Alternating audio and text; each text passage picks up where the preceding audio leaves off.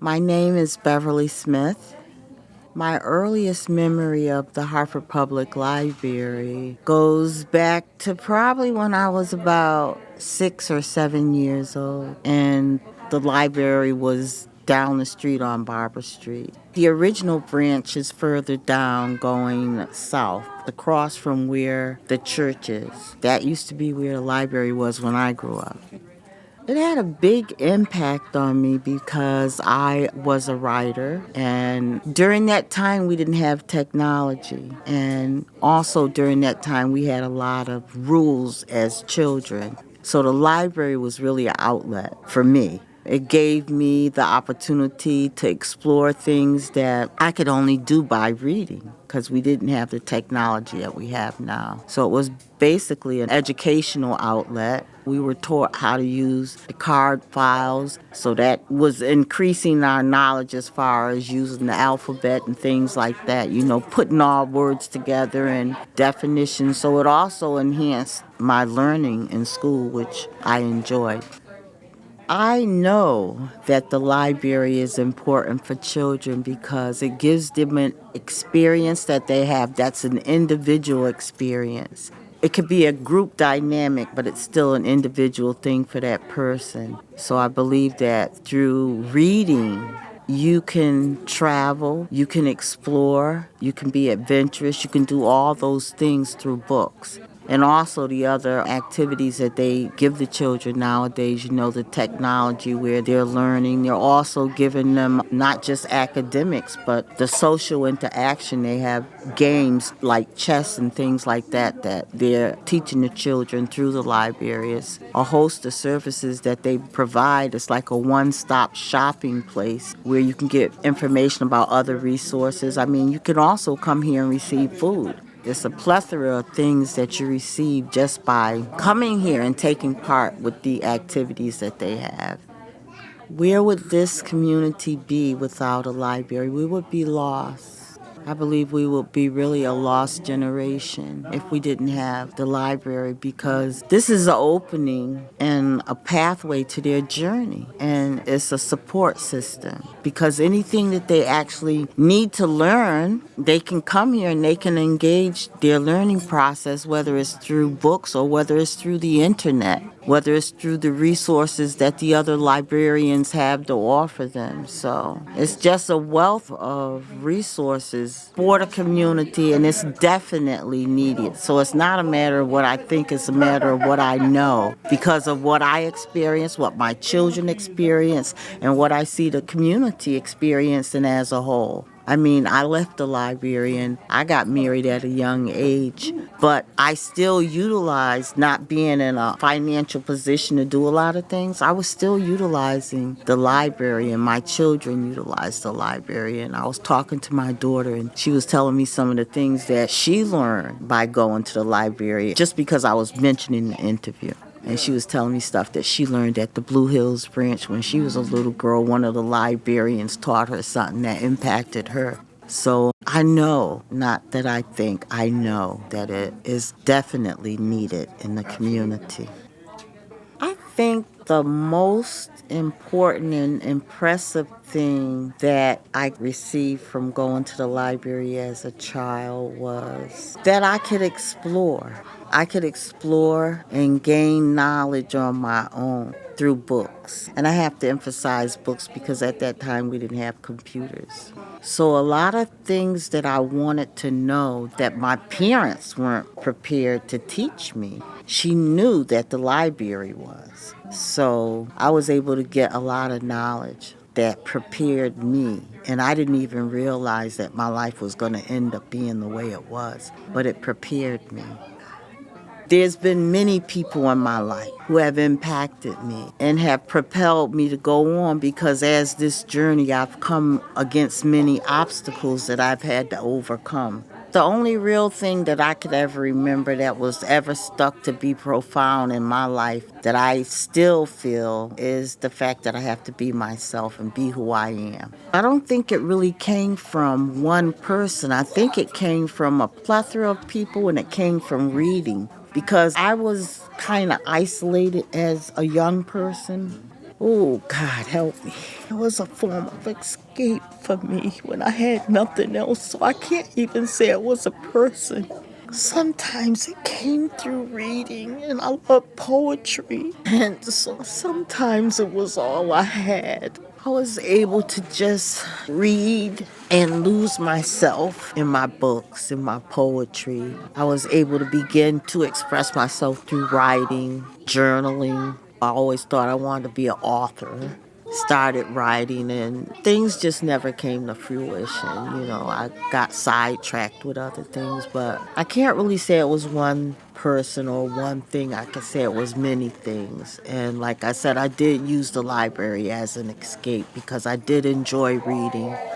And if I needed to know something that I personally needed to know, I knew how to use my card file, so that I could go and look up and find the information, and I could do that independently because I was taught. The librarians in school made sure that we had that knowledge. And if I needed other assistance, I could go to them. So I was able to seek out information that I needed for myself because of the skills that I learned. It was survival for me. Really, it was. What advice might you give to the young lady that's growing up in this community who may not know how powerful the library is, or the young mother? I would tell her that it's worth more than all the money that she could possibly have right now at this point in her life. And it's not even about money.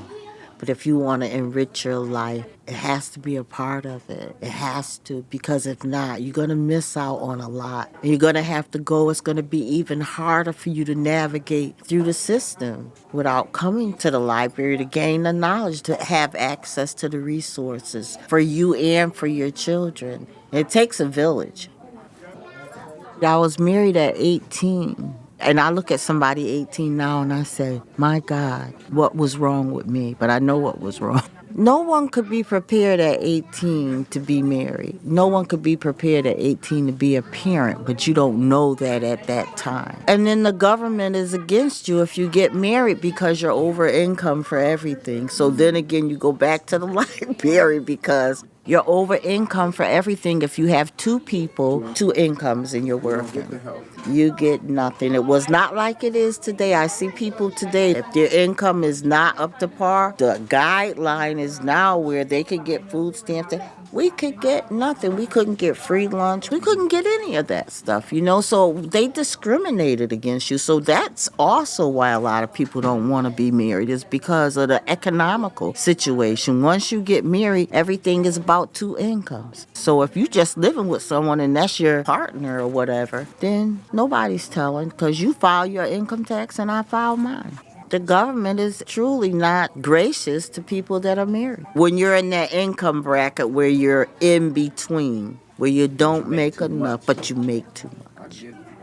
What does the library have to do with survival? I think it allows you to be an individual. It's a booster shot to your education. Your education is like the basics. And the library is all the extra goodies, the dessert with the meal. It's like planting a seed. It's like a flower. It starts out as a baby and it grows, so it's something that can grow with you throughout your life. Because the tools you have, you never lose them. And you always have somebody at the library that's a support system, so that if you don't know what to do, they will help you become knowledgeable about what you need to do to navigate through the system.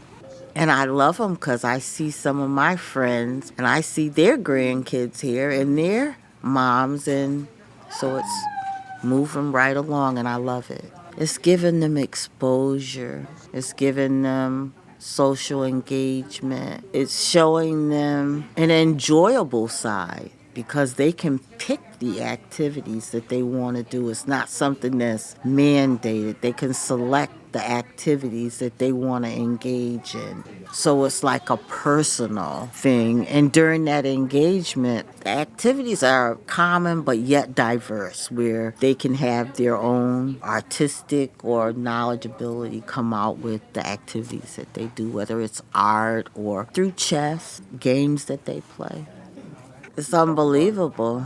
to think that it's been in existence that long. And I just wonder how many people during that time back then when it first opened, how many people accessed the library for its services. But I didn't realize that it was that long ago. And I'm sure it was only a select few, and I'm sure it was not as diverse as it is now, because back then, hell, we were really slaves back then.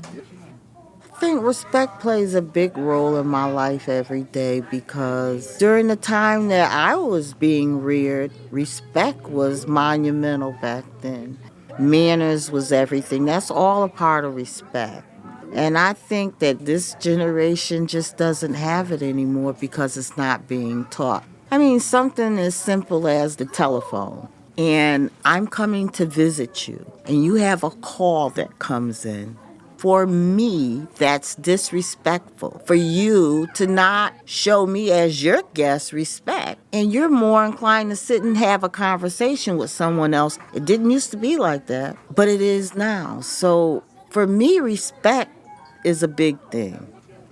What would I like my legacy to be about Hartford Public Library? I would say my legacy would be, you have to have it to be a part of your life. If you don't access it, you'd be a fool. But to access it, it would definitely be an asset to your journey of life.